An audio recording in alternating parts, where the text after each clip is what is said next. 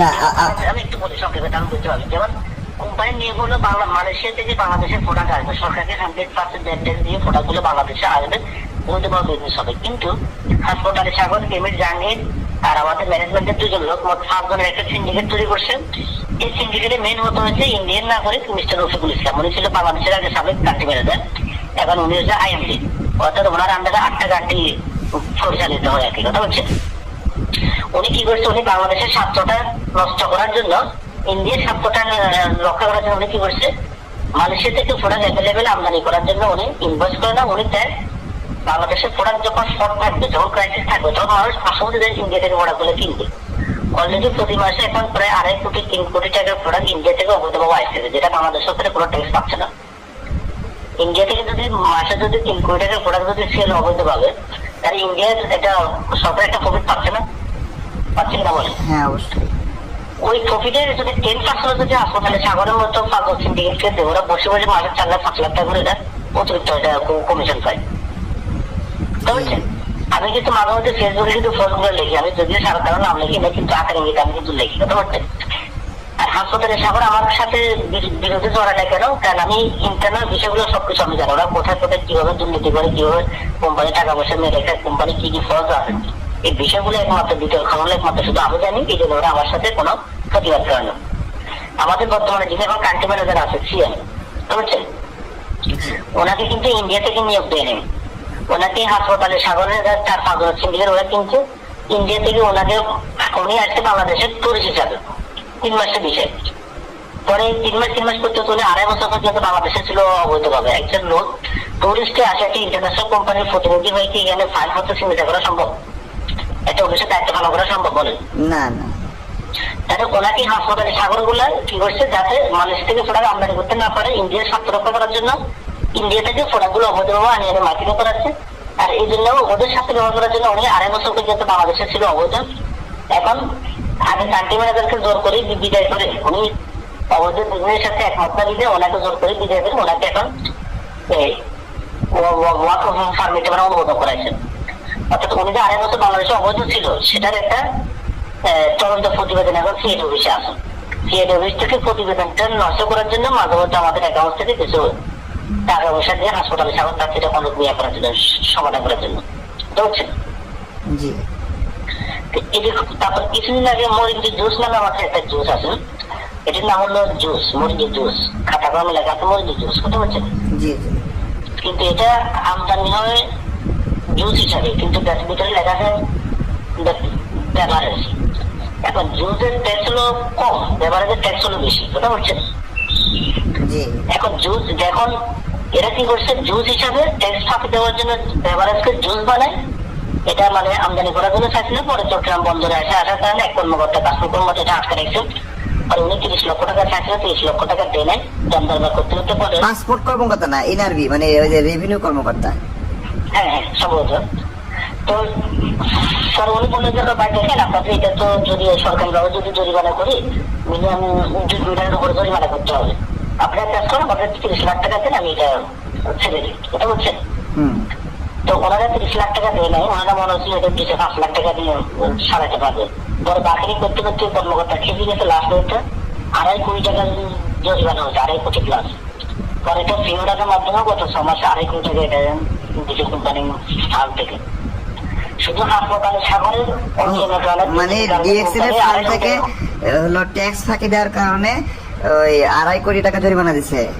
জি, 2.5 কোটি টাকা জরিমানা দিচ্ছে, এবং সেটা ফিওরার মাধ্যমে মানে সরকারি অ্যাকাউন্টে জমা করছে আপনি ফিওরার মাধ্যমে। কথা বলছেন? এটা হচ্ছে হাসপাতালে সাগরের ওদের স্বার্থের কারণে। কোম্পানি কিন্তু ওগুলো করে নাই। কোম্পানি বলতেছে যে আমি সারা পৃথিবীতে 205 টাকা লেখে বিজনেস করতেছি, আমার মিলিয়ন ডলারের মালিক, আমার এখানে কোথাও 1 পয়সা ট্যাক্স ফাঁকি দেওয়ার দরকার নাই। মানে তার মানে তো কোম্পানির অনেক টাকা, এই যে 2.5 কোটি টাকা জরিমানা দিল, এটা তো বিশাল কিছু। হ্যাঁ, 2.5 কোটি টাকা দিল, এটা কিন্তু কোম্পানি ইচ্ছাকৃত করা না, এটা কিন্তু কোম্পানি যাতে আমদানি করার দায়িত্ব দিচ্ছে। ওরা কিন্তু বাংলাদেশ সরকারকে ট্যাক্স ফাঁকি দেওয়ার জন্য ওরা চুরি করতে যাইয়া মাঝখানে ধরা খাই এবং কোম্পানি ফান্ড থেকে 2.5 কোটি টাকা দিয়েছে জরিমানা। মানে মালয়েশিয়া থেকে কি সবগুলো পণ্য ইন্ডিয়ার মাধ্যমে আসে না কিছু কিছু পণ্য আসে?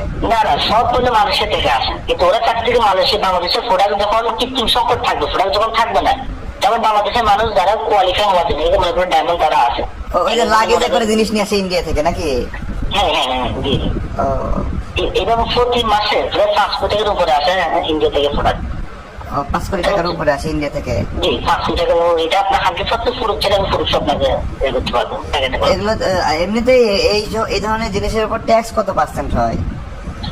এটা জিনিসের উপর ট্যাক্স বাংলাদেশ সরকার কিছু প্রোডাক্টের উপর আছে 50%, কিছু আছে 75%, কিছু আছে 100%, কিছু আছে 125% পর্যন্ত আছে ট্যাক্স।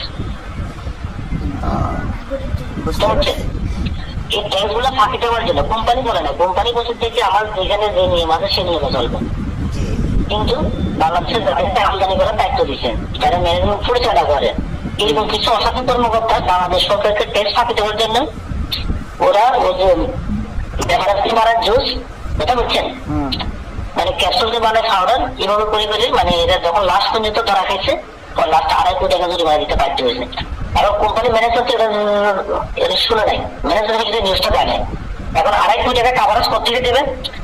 আমাদের প্রতি বছর বছর যে বড় বড় প্রোগ্রাম করার জন্য, সেমিনার করার জন্য যে একটা ফান্ড মালয়েশিয়া থেকে, বুঝলেন, ওই ফান্ডের টাকাটা এরা কিন্তু সেমিনার না করে, প্রোগ্রাম না করে ওই টাকাটা এখানে দিয়ে দিচ্ছে জরিমানা হিসেবে, বুঝছেন?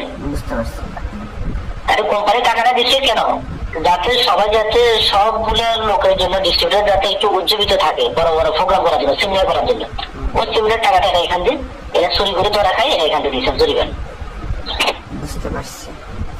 এখন ওই যে আপনার 1 নম্বর পয়েন্ট হলো কান্ট্রি ম্যানেজার অবৈধ, যেটা সিআইডি অফিসের, মানে ইন্ডিয়ান কান্ট্রি ম্যানেজার তারা হলো ওই ট্যুরিস্ট ভিসা দিয়ে, এখানে ওয়ার্ক পারমিট না, ট্যুরিস্ট ভিসার মাধ্যমে এখানে থেকে, সেটা এখন সিআইডি তে তদন্ত হচ্ছে আর কি, এই তো?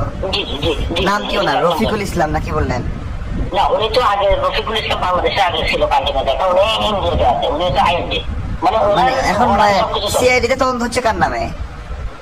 এটা হচ্ছে এখন বর্তমানে যিনি আছে সুজেশ নায়ক নামে এক লোক, হিন্দু ভদ্রলোক সুজেশ নায়ক।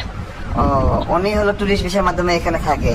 জি জি, এখানে আসে 2.5 বছর পর্যন্ত অবৈধ ছিল, এখন পরে এখন অনুমোদন দিচ্ছে আর কি। ভিসা পাইছে, ওয়ার্ক পারমিট হিসেবে ভিসা পাইছে। এটা এখন সিআইডি তে তদন্ত দিন আছে? হ্যাঁ, সেই তো বিদেশের নাগরিক বাংলাদেশে আসে 2.5 বছর পর্যন্ত কিভাবে একটা অফিসে জব করে, বুঝতে পারছেন? জি জি। এটা হাসপাতালে সাগর, এটা বা ম্যানেজমেন্টের 2-3 লোক, ওরা চাচ্ছে টাকা পয়সা দিয়ে ম্যানেজ করে দেবে। বাংলাদেশে তো বলুন পয়সা টাকা পয়সা দিয়ে সবকিছু করা সম্ভব, চাচ্ছে এটা ম্যানেজ করা যাবে। আর এগুলা কলকাঠি, অর্থাৎ বাংলাদেশের যে 5 জন লোক যে একটা সিন্ডিকেট আছে, সিন্ডিকেটের মেন গডফাদার হলো কিন্তু ইন্ডিয়াতে বসে আছে, চেন্নাই, ওর নাম হলো রফিকুল ইসলাম।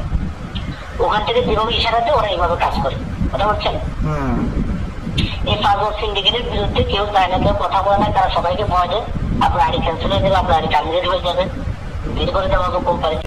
এখন আমি যে ডিএক্সএন এর এই যে আপনার হলো প্রাইস রেট, তারপরে হলো বিভিন্ন পলিসি বিষয়ে কথা বলাতে আমাকে কিন্তু হত্যার হুমকিও দিচ্ছে। হ্যাঁ, মানে বিভিন্ন মেয়েকে দিয়ে ফোন দিচ্ছে, তারপরে বিভিন্ন ধরনের কথাবার্তা, মানে গালাগালি করতেছে, বলতেছে যে আমাকে শেষ করে দেবে, আমারে গায়েব করে দেবে, এই ধরনের কথাবার্তা বলতেছে। আপনি সহজ ভাষা, আপনি যদি দুদকে যদি লোক থাকে, আপনার দুদকের কর্মকর্তাকে যদি একটু অফিসে পাঠান, প্রশাসনের অফিস থেকে যদি লোক পাঠান, ওদের জন্য কিছু ফেরত সব বেড়ে গেছে, ওরা নিজেরা আটকে দিচ্ছে। আপনার বিরুদ্ধে ব্যবস্থা নেওয়ার সম্ভাবনা ঘটেছে, ওদের নিজেদের যান বাসাতে ওরা মানে যুদ্ধের উপস্থিত থাকবেন। এই জন্য কিছু ইনফরমেশন আপনাকে দেবো, তুমি ভাই সব চাইছে আমার নামটা করা যাবে না। না না, আপনার নাম কেন বলবো? এটা তো আপনার বিরুদ্ধে স্বার্থ, মানে যেহেতু আমি ওখানে কোম্পানির আর বাংলাদেশের সবচেয়ে বড় রাষ্ট্র টিম হচ্ছে আমার টিম, একটা কথা বলছেন। তো সুতরাং আমি চাচ্ছি কি সিন্ডিকেটটা চলে গেলে বা সিন্ডিকেটটা ধ্বংস হয়ে গেলে, তাহলে মোটামুটি কোম্পানি অনিয়ন্ত্রণ যেগুলো থেকে 5 লক্ষ মানুষ রেহাই পাবে, পাশাপাশি বাংলাদেশ সরকার 100% ব্যাটারি পাবে। প্রতি মাসে যদি 5 কোটি টাকা যদি সেল হয়, সরকারের যদি মিনিমাম 20% যদি ট্যাক্স পায়, এটা কি মানে ইন্ডিয়া থেকে যে 5 কোটি টাকার মালামাল আসে, এটা যদি লাগেজ আসে, সেটা যদি ট্যাক্স যায়, তাহলে 20% হলে কত টাকা হচ্ছে? প্রায় 20% হলে মানে 1 কোটি টাকা ট্যাক্স পাচ্ছে সরকার। 10% ভ্যাট। 10%, 20%। 20%, তাহলে 20% যদি হয়, কিছু কিছু ক্ষেত্রে আবার 50%ও আছে, তো গড়ে 20%ও যদি ধরেন, তাহলে আপনার হলো 10 লাখ টাকা। টাকা 5 কোটি টাকা। 10 লাখ টাকা না তো, 20%। 5 কোটি টাকা 20% কত? মানে 1 কোটি টাকা না। ও 1 কোটি টাকা। 1 কোটি টাকা যদি সরকার যদি প্রতি মাসে যদি বঞ্চিত হয়, বছরে যদি মানে 10 মাসে যদি 10 কোটি টাকা বঞ্চিত হয়, আরে এই 10 কোটি টাকা চাচ্ছে কার পকেটে? হাসপাতালে সাগর